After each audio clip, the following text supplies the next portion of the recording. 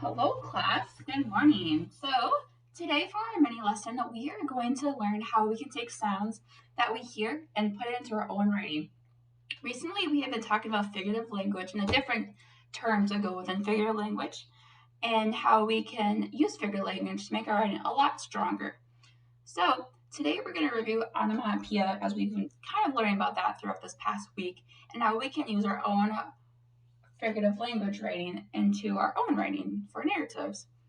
So, our learning objective for today is I can use onomatopoeias to enhance my actions or experiences. Should we say that together as a class so we can really remember it? I can use onomatopoeia to enhance my actions or experiences.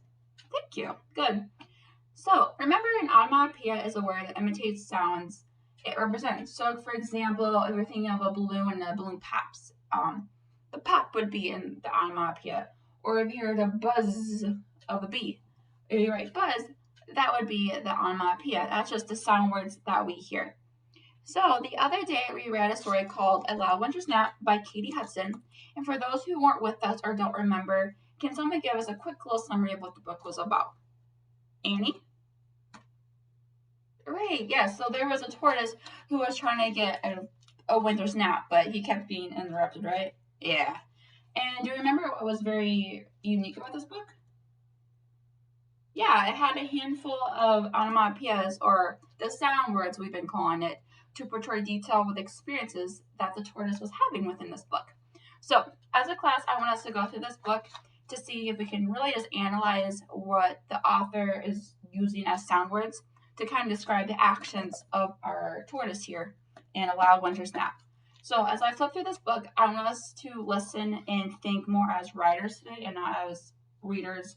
I want us to be asking ourselves, what sounds does the author use to describe actions, to convey experiences or events? So let's turn to page 5 and 6 here. I have it bookmarked. So let's start with this page here. Katie Hudson writes, Tortoise snuggled down in his new bed. He was just about to close his eyes when tap, tap, tap, tap, tap, tap, tap, tap, tap, tap.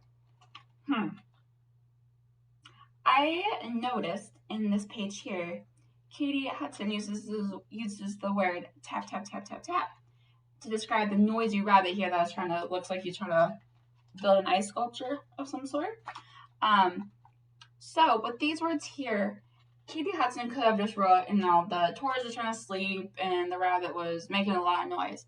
But since she uses the words tap, tap, tap, she is kind of making the story more interesting by adding those sound words to describe how noisy the hammering was of the rabbit and was really conveying that how loud the rabbit was within this experience of the tortoise. So let's move on to a different example here in the book. How about this page here? So remember to be thinking to yourselves, what sounds does the author use to describe actions, to convey experiences, and events? So here we have the tortoise, looks like he's trying to sleep in his hammock. We hear thud, pat, thud, splat. Looks like there's some snowballs being thrown. So can anyone point out the actions or the sound words on this page? Yeah, thud, pat, splat. Those are all familiar sounds, especially for us who live in winter in South Dakota. We can kind of relate to the sound of a splat or the thud of being hit by a snowball, right?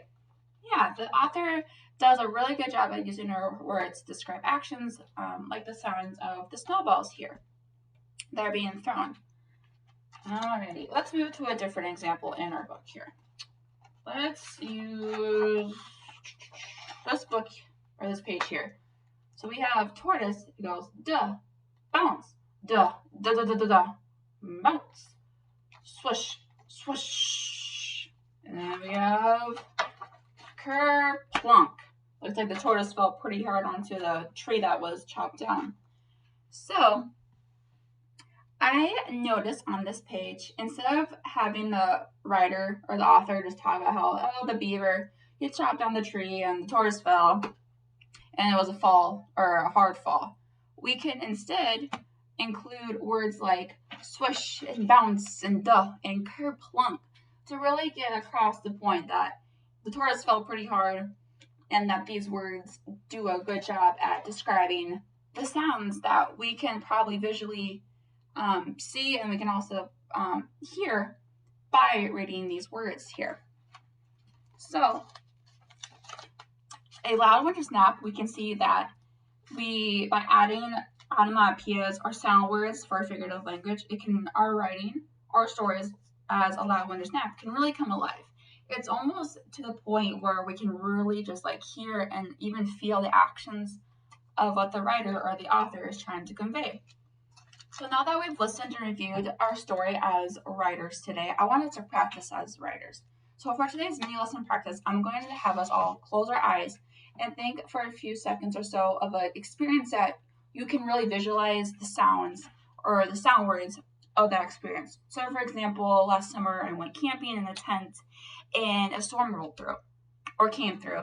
So I can really just picture the tapping or the swoosh sound of the rain hitting the tent, or I can hear the whoosh sound of the wind or the breeze that came through, or the zap of the lightning that was really not that far away from my tent, and good thing it didn't hit my tent. So when we have that thought, when you guys have that thought, I'm gonna have you guys write it down on your whiteboards, and you're gonna be able to describe it. And we're also gonna use our pair and share partner, so make sure you have something written down that you can tell your partner about.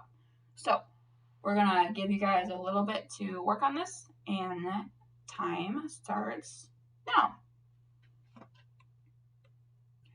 Okay, it looks like we all have something written down. Let's go ahead and give us a few shares for your partner. Awesome job. All right, so we're gonna have one or two of you guys kind of talk about what you wrote down, your experience, and the words that you used to describe your sound words. Good. All right, so at the very end of this lesson, I think I'm gonna have you guys quickly run up here to kind of write down your words so we can get some good ideas onto our anchor chart so you guys can look back and to refer if you guys need some ideas.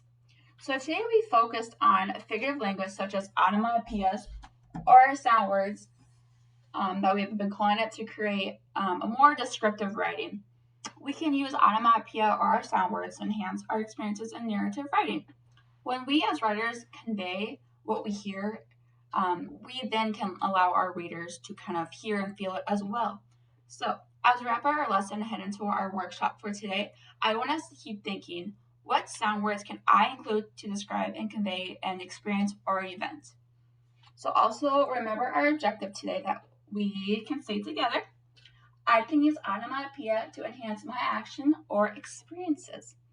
Awesome. So today we will be revising our narrative stories just to see if we can add any onomatopoeias or sound words to really just enhance our writing, to make it stronger, to make it better.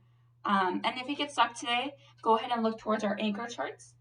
We have this one here, and we're going to also be adding ideas, so you'll have quite a bit to kind of look at to get some good ideas. So go ahead and come up here to write, and then head back to your seats and get to work. Thanks, class.